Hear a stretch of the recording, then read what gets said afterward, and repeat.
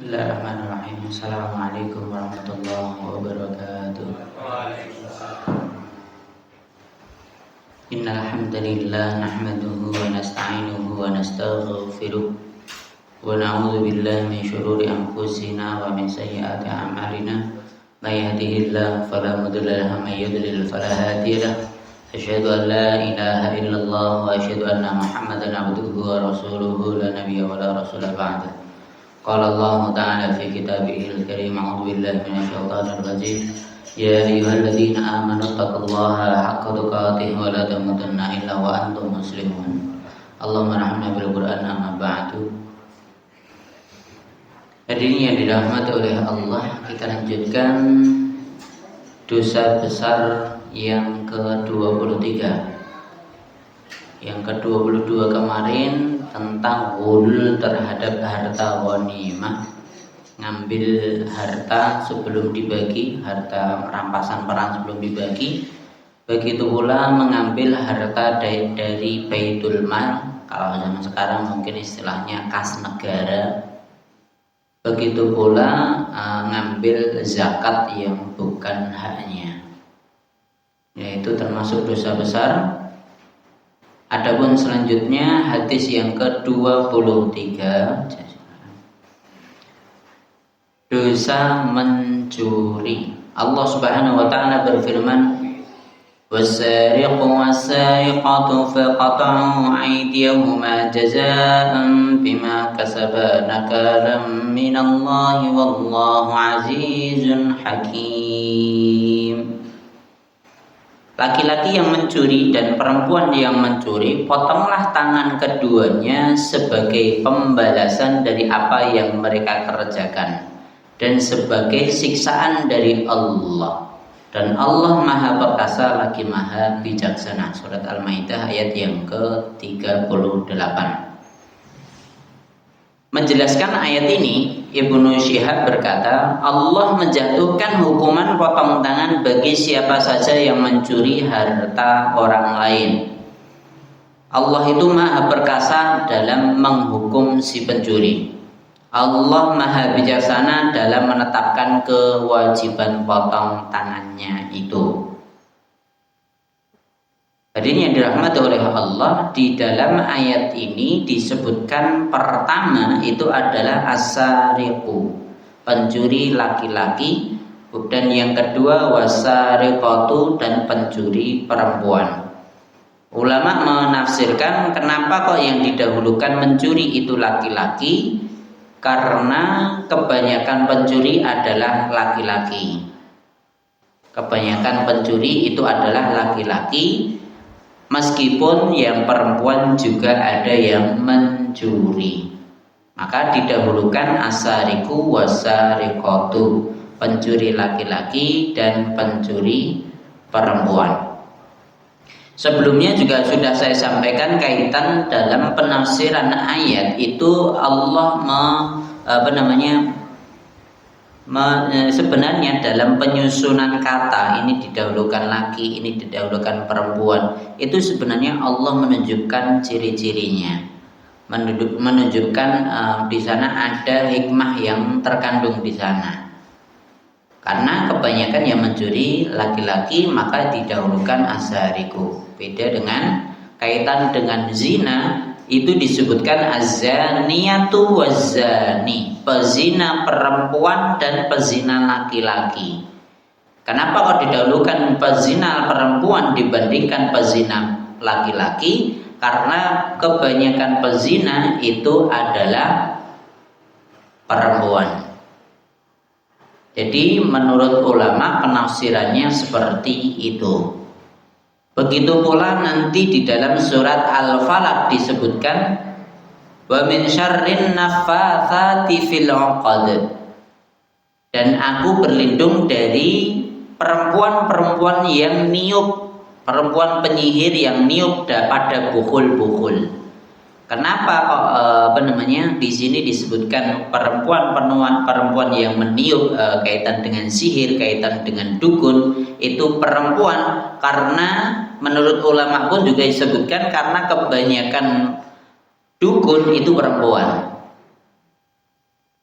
Jadi disebutkan seperti itu karena memang kebanyakan dukun itu adalah perempuan. Meskipun tidak menutup kemungkinan dukun laki-laki juga ada.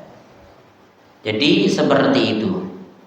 Ya, kembali lagi ke sini, laki-laki didahulukan karena memang mencuri bagi laki-laki itu bisa jadi dia lebih banyak dibandingkan pencuri perempuan. Wallahu taala alam bisawab.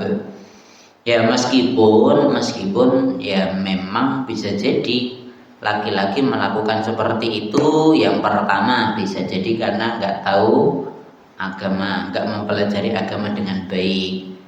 Mungkin kenapa kok laki-laki? Karena kekuatan juga berpengaruh. Kaitan mencuri itu harus cepat dan butuh kekuatan, butuh lari, butuh dan seterusnya. Dan laki-laki biasanya lebih fokus untuk melakukan sesuatu, dia lebih fokus, maka dalam mencuri pun juga mereka bisa lebih lihai. Untuk memecahkan sesuatu mereka lebih lihai. Misalnya buka gembok piye, mesti pinter laki-laki. Itu ilmu-ilmu praktis yang biasa dipelajari oleh laki-laki. Mereka lebih fokus kaitan dengan hal-hal yang seperti ini. Atau dengan berbagai triknya, intriknya. Nah, semua nanti itu mudah dilakukan oleh laki-laki. Kalau perempuan kan mikir ngono kita kangelannya. Pemenang kon mlayu ora iso mesti. Nah, misalnya mencuri, meskipun ada pencuri perempuan juga tetap ada. Nah, selain itu dan tidak menutup kemungkinan bahwa laki-laki yang mencuri itu juga ada andil perempuan. Kau ngono kita Pak, nginilah. Karena bisa jadi laki-laki nggak bisa nyari dengan cara yang halal, sampai rumah kadang bawa pulang uang, kadang nggak bawa pulang. Terus dimarahin istrinya bentino, dan istrinya nggak nanya ketika bawa uang itu uang dari mana, nggak diperhatikan. Jadi seorang ngerti gajine bojone piro nggak tahu, sehingga dia dapat tambahan itu juga nggak tanya ini halal atau haram, karena ya sama-sama nggak tahu syariat. Dan laki-laki cuman lihat, wah ngene aku nggak duit oke. Wis pokoknya bojoku seneng wis ngono tok. Akhirnya halal haram semua diambil. Nah, bisa jadi kalau kurang dari biasanya dimarahin. Nah, kalau dimarahin ya daripada seperti ini maka dia akan mencuri. Na'udzubillah min syarri dzalik. Makanya jangan sampai kita itu melakukan tolong-menolong dalam kejelekan. Justru kita sebagai seorang muslim diperintahkan untuk saling tolong-menolong dalam kebaikan. Alal birri wat taqwa. Ta'awanu alal birri wat taqwa. Kalian saling tolong-menolonglah untuk berbuat baik dan ketakwaan. Maksudnya apa? Ya kita harus kaitan dengan dunia sekalipun itu juga ditanya ini halal atau tidak. Ini dapat dari mana? Kerjamu apa? Jangan sampai suami istri orang ngerti bojone kerjane apa. Terus ini dapat uang dari mana? Orang gagas. Kok ini biasanya gaji sekian, kok ini dapat sekian, itu dari mana? Misalnya, itu kan hal yang kita harus tahu sehingga kita saling mengingatkan. Saling mengingatkan ini kok ada kelebihan, dari mana ambilnya. Terus ini dari apa? Ya harus saling terbuka kaitan dengan hal-hal yang seperti ini. Supaya apa? Supaya yang kita masukkan ke dalam mulut kita, anak-anak kita, istri kita itu adalah hal-hal yang halal. Harus tahu. Bahkan kita yang udah mungkin punya anak-anaknya bekerja, ya harus ditanya dia kerjanya apa, halal atau tidak, pantas atau tidak, gajinya berapa, harus tahu. Nah, misalnya seperti itu juga harus ditanyakan. Supaya apa? Supaya tidak terjadi hal-hal yang tidak diinginkan seperti ini. Ya, hadirin yang dirahmati oleh Allah, sebagaimana yang sebelumnya saya sampaikan bahwa ciri-ciri dosa besar itu bila mana ada hukuman had bagi pelakunya. Orang yang mencuri di sini diperintahkan untuk dipotong tangannya. Faqata'u aydiyahuma, potonglah tangan keduanya jazaan sebagai balasan bima kasaba nakalan minallah, dari apa yang mereka kerjakan, dan sebagai siksaan dari Allah. Ya, jadi hukuman potong tangan ini adalah aturan dari Allah. Aturan dari Allah, dan kita sebagai seorang muslim ya harus hati-hati kaitan dengan ini. Maksudnya apa? Kalau memang bisa jadi kita mau melakukan mencuri, itu ya harus hati-hati. Seharusnya potong tangan, meskipun sekarang tidak boleh dilakukan karena memang kita di Indonesia tidak menggunakan hal yang seperti ini. Ya, kita lanjutkan dulu baca hadis-hadisnya. Rasulullah SAW pernah bersabda, tidaklah beriman seorang pezina dikala dia berzina. Tidaklah beriman seorang pencuri dikala dia mencuri. Namun pintu taubat senantiasa terbuka. Jadi orang zina, ketika zina nggak mungkin dia dalam keadaan beriman kepada Allah, dekat dengan Allah, itu nggak mungkin. Begitu pula pencuri, ngakunya muslim kok nyuri, itu juga bukan cirinya orang beriman. Ketika mencuri dia nggak beriman. Nah, sebelumnya kaitan dengan zina kemarin sudah saya sampaikan, tidak dikatakan beriman tuh ya sama seperti kita pakai baju dilepas ya gitu, imannya hilang. Nah, ketika zina ya hilang itu imannya. Begitu pula ketika nyuri, imannya hilang. Lah kok ning masjid sandal iso hilang iki Pak?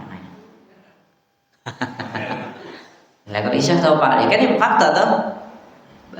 Seperti itu bagaimana? Berarti dia juga bukan beriman gitu loh. Pengalaman. Ya Allah ya Rahman. Kan banyak pengalaman itu terjadi. Barangkali ada yang belum pernah sandalnya hilang di masjidnya. Sudah semua.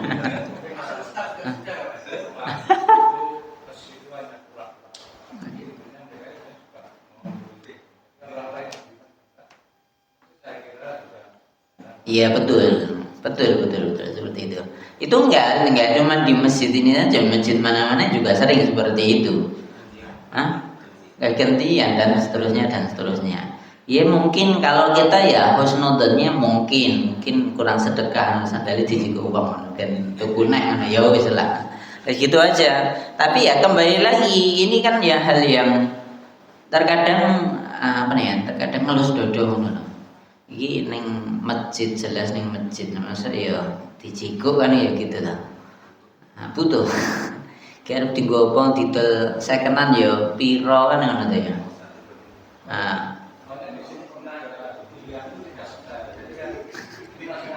iya betul. Iya kan gitu. Keliru kan cuma satu pasang aja. Itu enggak cuma intinya saya juga pengalaman hilang itu ya ora berbeng pisan gitu loh. Di mana-mana juga sering gitu. Nek rada apik sithik pas lagi perjalanan jauh kan bisa rada nanggune sandal apik. Itu ya hilang ya sering. Dan hilang ya ora gon-gonaku tok liyane sing apik-apik ya hilang apik ya banyak terjadi kan gitu. Ya kembali lagi terkadang kita mikir jane nek ilang ya digopo ngono sandalku. Didol ning coba ada ning luwaan.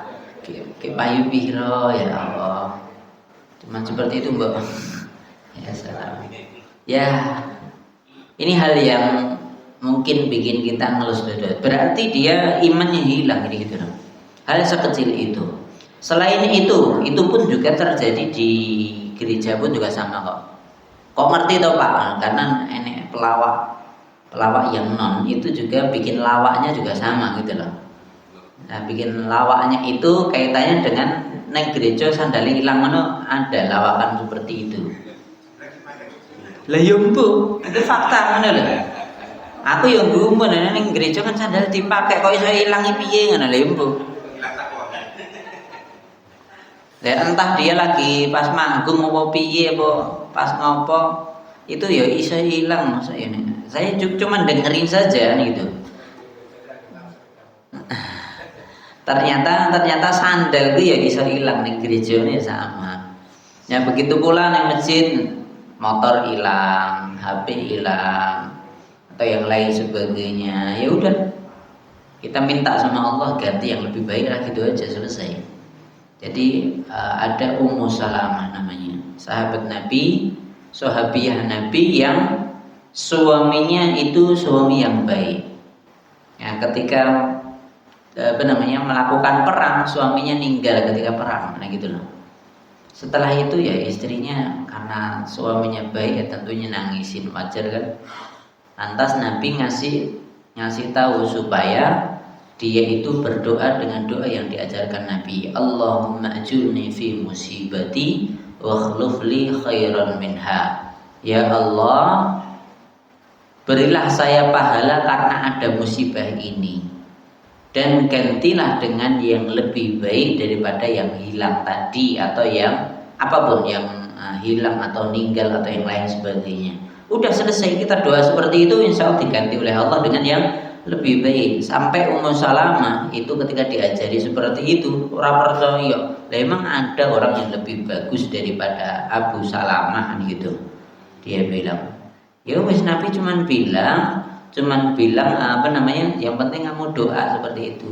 Ya udah, dia doa. Ternyata setelah masa iddahnya selesai, Ummu Salamah dinikahi oleh Nabi Shallallahu Alaihi Wasallam.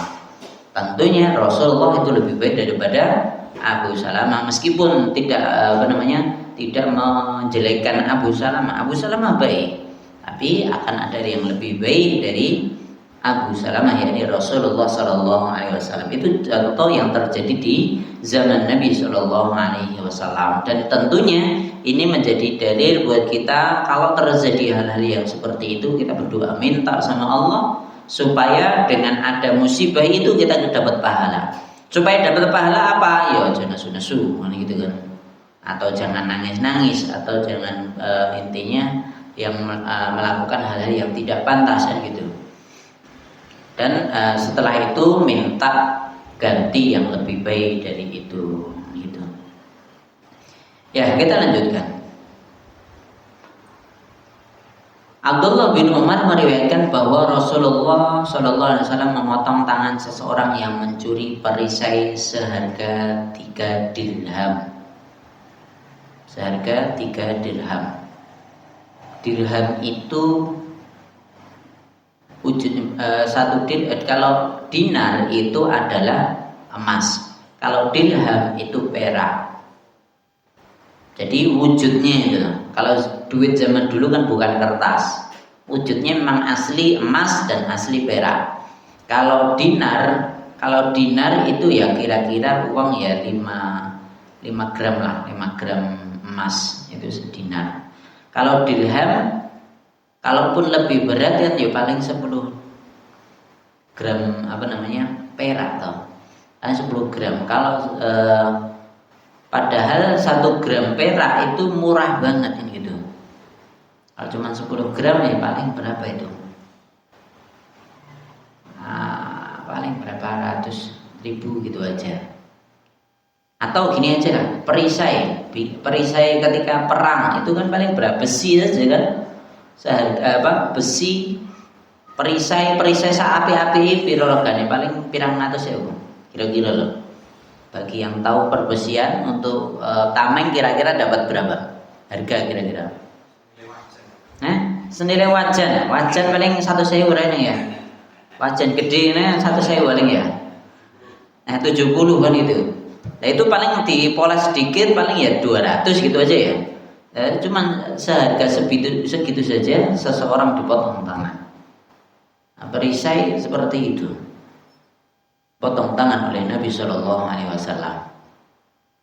Aisyah radhiyallahu anha berkata, adalah Rasulullah SAW memotong tangan pencuri untuk pencurian 1/4 dinar atau lebih. 1/4 dinar atau lebih berarti ya kira-kira 1 dinar kira-kira 4 graman ya, berarti ya berapa? 1 gram ya berarti ya. 1 gram sekarang harga berapa? 1.800.000 sekarang. Kalau dinar antam itu 1.800.000 ya paling 2 jutaan. orang mencuri segitu potong tangan. Nah, kalau dirham tadi perisai tadi ya kira-kira 200-300an gitu kan, itu udah dipotong kok. Dalam satu riwayat disebutkan bahwa Rasulullah SAW bersabda, pencuri tidak dipotong tangannya jika harga barang yang dicurinya lebih rendah dari harga perisai. Lalu Aisyah ditanya, berapakah harga perisai? Itu 1/4 dinar, jawabnya. Wallahu a'lam bishawab. Dalam riwayat yang lain beliau bersabda, potonglah tangan pencuri dalam kasus pencurian senilai 1/4 dinar, dan janganlah kalian potong dalam kasus pencurian yang nilainya lebih rendah dari itu. 1/4 dinar pada saat itu sama dengan 3 dirham. 1 dinar berarti 12 dirham. 12 dirham. Tinggal 1 dinar itu emas berapa gitu aja. Emas berapa gram. Kalau koin duit itu berapa gram tuh? Kan dinar itu kan wujudnya koin gitu. Kira-kira apa namanya? Koin biasa itu berapa gram? Enggak pernah. Berapa mungkin ya? Enggak tahu lah, entahlah. Ya nanti kita belajar lagi kaitan dengan dirham dan dinar. Coba kita tanya dulu sama AI. 4/4. 4/4 gram. Padahal 1 gramnya 1.800.000. Berarti ya kalau 1/4 apa namanya? Ya 2 jutaan ya. 4 gram 1/4 kan 1/4 gram kan ini apa namanya, kalau 1/4 gram potong tangannya gitu. Nah, berarti kan kira-kira nyurinya 2 juta berarti potong tangan.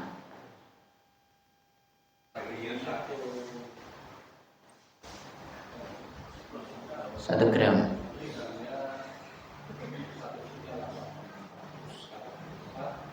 Seperempat.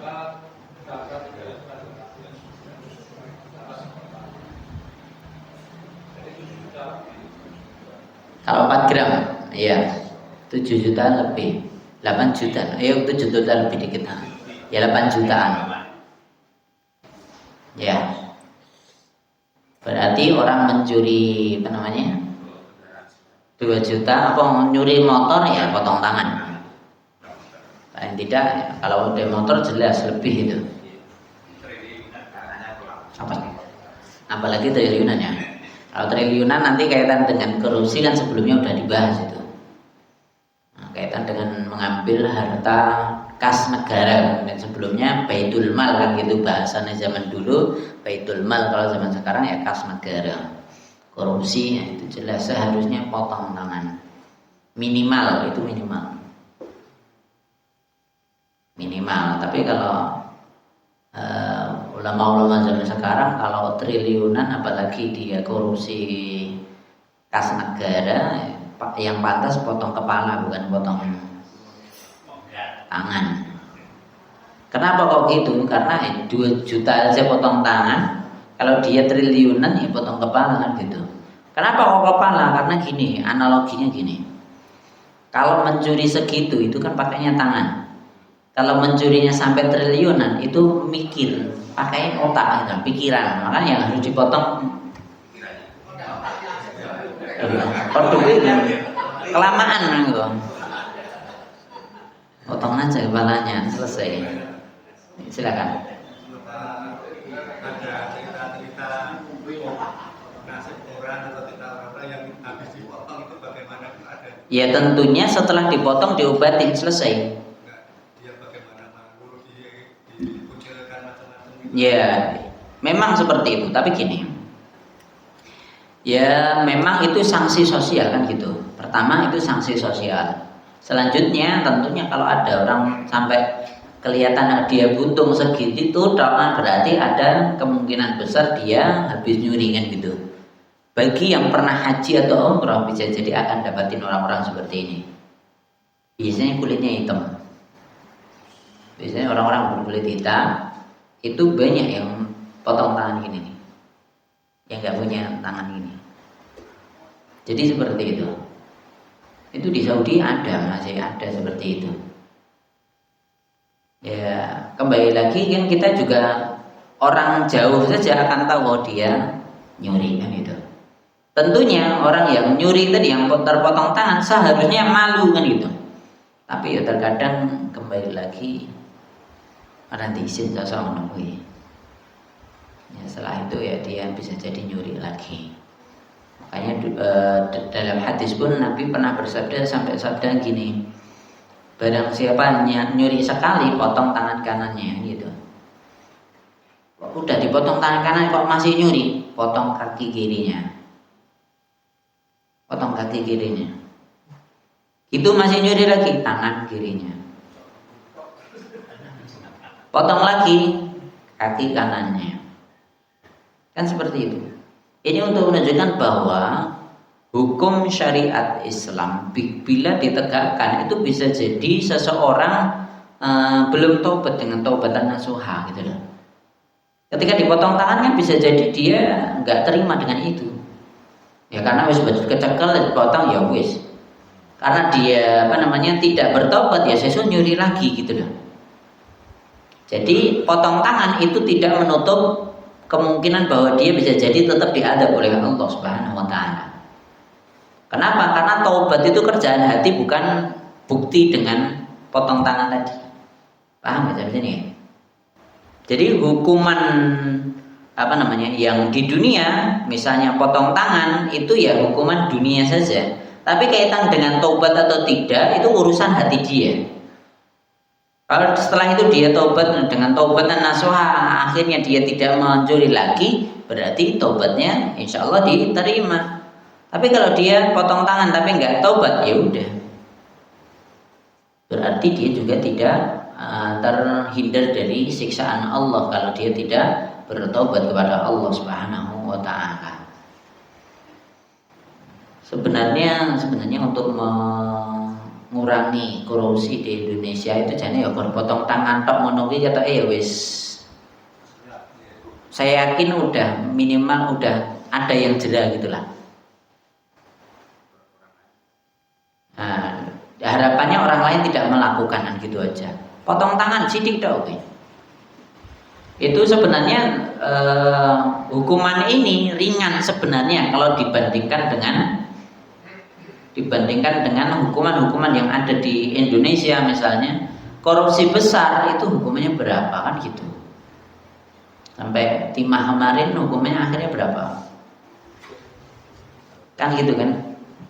Itu pun kalau misalnya kita sebagai rakyat yang merasa dirugikan, yang harta segitu banyaknya cuma diambil oleh beberapa orang saja, itu kan tidak terima dengan hukuman dia kan gitu. Belum lagi dia harus mengembalikannya kecil.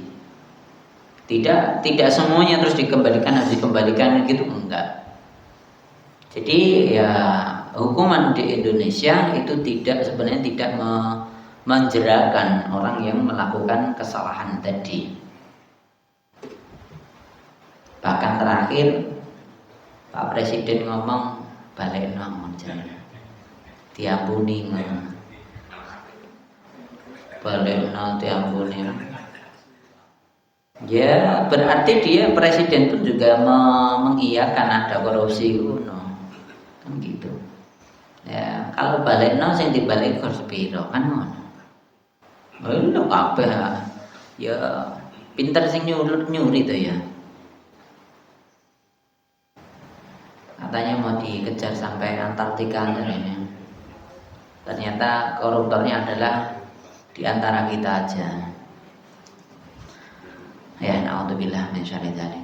Ya, kita kembali lagi. Kita lanjutkan. Abu Hurairah radhiyallahu anhu meriwayatkan Rasulullah SAW pernah bersabda, La'anallahu sariqa yasrikul baydata fatuqta'u yadahu wa yasrikul habla fatuqta'u yadahu. Allah melaknat seorang pencuri yang mencuri telur lalu dipotong tangannya, dan mencuri seutas tali lalu dipotong tangannya.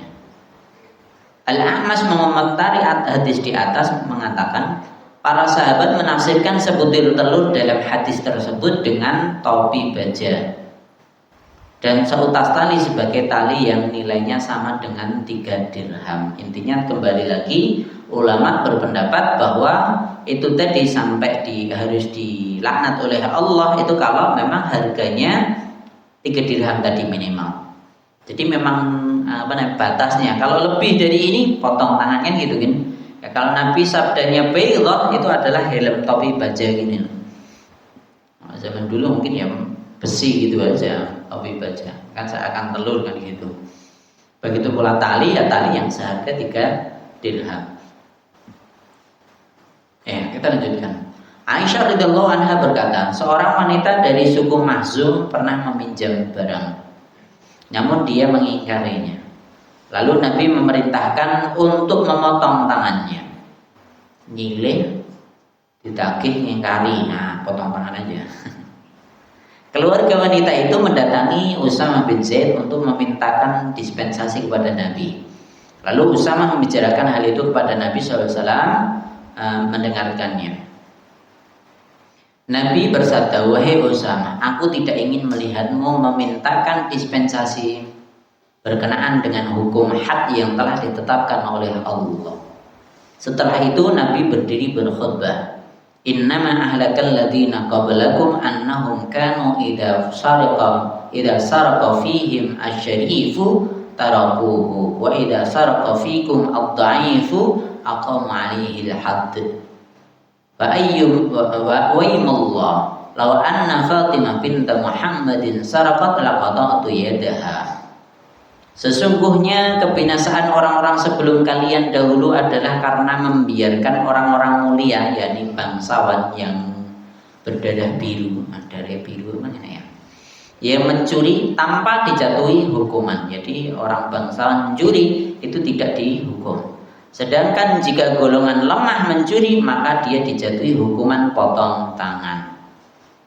Demi Allah yang jiwaku berada di tangannya, seandainya Fatimah binta Muhammad saraqat mencuri, pasti aku potong tangannya. Maksudnya kalau saja anakku yang mencuri, pasti aku akan potong tangannya. Lalu tangan wanita dari suku Makhzum itu pun dipotong.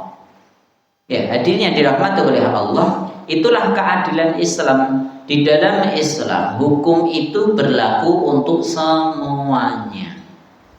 Ini nggak ada kaitannya orang awam atau orang pintar, alim, orang rakyat jelata atau presiden sekalipun. Mau dia ustadz atau orang biasa saja, kalau dia melakukan kesalahan, hukuman tetap sama. Jadi seperti itu. Jadi bahkan dikatakan bahwa perempuan dari suku Makhzum ini dia anak terpandang, wanita yang terpandang, dia juga cantik. Kenapa melakukan ini? Wallah a'lam bishawab. Ada yang mengatakan dia itu ya mungkin kalau zaman sekarang istilahnya kleptomania, senang nyuri saja, senang ngambil punya orang lain. Padahal dia sebenarnya kaya. Sebenarnya dia itu kaya, namun dia karena memang memiliki kekurangan tadi, dia senang nyuri gitu, ngambil barang orang lain. Jadi wong itu ku iso, tapi dia lebih senang nyurinya. Na'udzubillah min syarri dzalik. Ya sama saja, nggak boleh. Dalam Islam tetap tidak dibenarkan. Makanya tetap wanita dari suku Makhzum tadi tetap dipotong tangannya. Padahal dia anak bangsawan kan gitu tadi. Saya bilang ini dia adalah anak bangsawan. Mencuri, tetap potong tangan. Bahkan disebutkan dalam hadis ini dia minjem barang, lantas dia mengingkarinya, aku nyilih, dan seterusnya. Karena dia pengen memiliki dari barang orang lain gitu aja. Ini salah, tetap salah dalam Islam. Bisa dipahami ya sampai sini ya?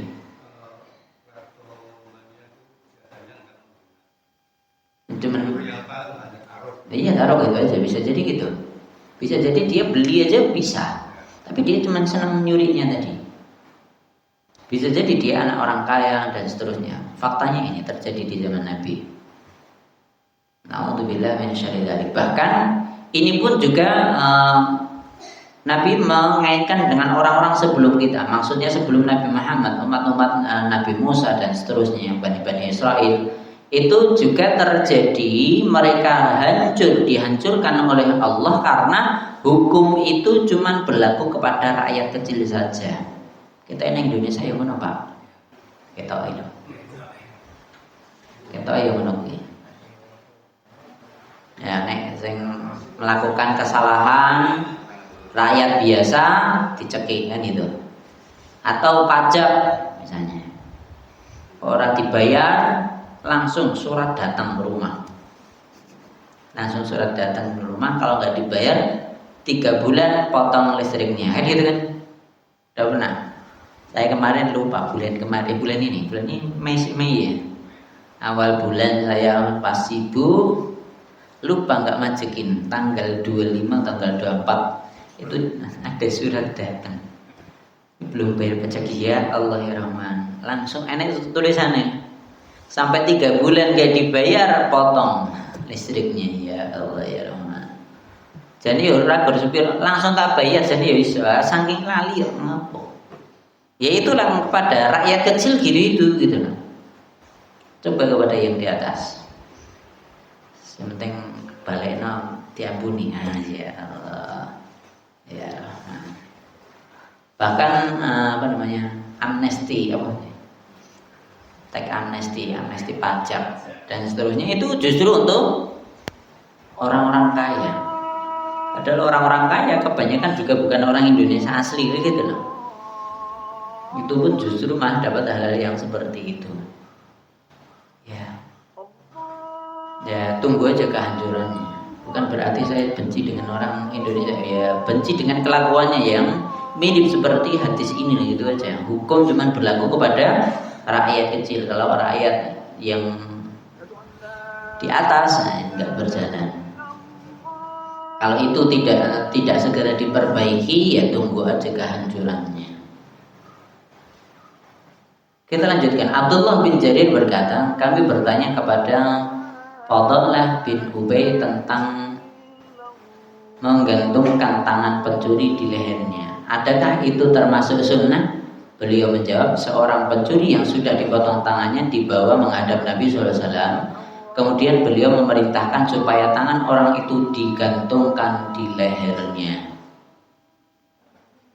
Kenapa ngerti bahwa dia mencuri? Diriwayatkan oleh Imam Abu Dawud, Imam Nasai, Ibnu Majah. Namun dikatakan bahwa hadis ini dhaif dan masuk di dalam hadis dhaifah milik Abu Dawud. Berarti ya tidak seharusnya seperti itu. Sebenarnya kalau zaman sekarang ya tidak harus seperti itu. Maksudnya tidak harus dipotong digantungkan di lehernya. Sajane kon ning media sosial atau ning berita potong kabeh kon meliput 7 hari 7 malam kudu enek iki misalnya. Tiap jam harus ada berita, wis yakin. Saya yakin dia udah pasti jerah, orang lain pun juga tidak akan melakukan, menghindari perbuatan itu. Selesai insyaallah. Masalah di Indonesia insyaallah akan selesai. Para ulama berkata, taubat seorang pencuri itu tidak berguna kecuali jika dia mengembalikan barang yang telah dicurinya. Nah ini penting, harus dikembalikan.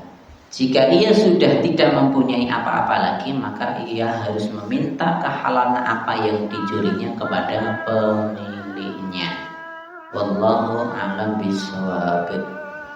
Ya, misalnya tadi mencuri potong tangan itu wujud seseorang dia itu pengen taubatnya diterima, ya harus kembalikan. Jadi barang tetap dikembalikan, tapi hukum tetap jalan. Baru nanti diterima taubatnya. Dan bukan kalau potong tangan tok, aku nyuri triliunan, potong tangan ya wis ora apa-apa, tanganku potong siji duitku jek 1 triliun lah ngapain? Ya ora apa-apa no. Nah, berarti kalau cuma seperti itu ya itu bukan taubat kan gitu. Tetap harus mengembalikan. Kenapa? Pasti akan ada tuntutan. Nanti silahkan dibaca kaitan dengan taubat yang benar. Itu kalau antara hamba dan Allah, kita dengan Allah melakukan kesalahan, namanya taubat. Pertama, apa Bu? Kalau melakukan kesalahan hubungan kita dengan Allah, berarti apa yang harus kita lakukan? Istighfar. Kedua,